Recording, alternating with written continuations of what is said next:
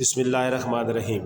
Paradise اور Rotary club Lahore گریین کی جانب سے آبرو پیس ہوم کے یتیم بچوں کے ساتھ افطاری کا اہتمام اور بچوں میں عید گفٹ تقسیم کیے گئے۔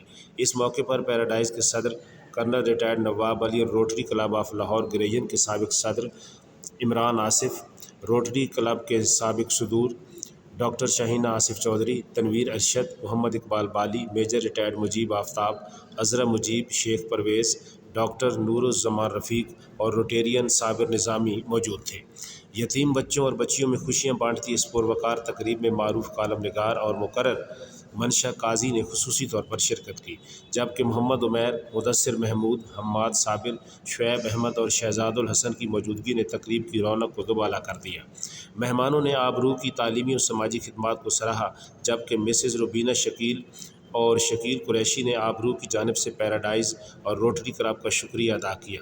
تقریب کا اہتمام پیراڈائز کے ایگزیکٹو ڈائریکٹر اور روٹری انٹرنیشنل کے سابق ڈسٹرکٹ گورنر شہزاد احمد نے کیا۔ آخر میں کرنل ریٹائرڈ نواب علی اور جناب عمران آصف کی سالگرہ کا کیک کاٹا گیا۔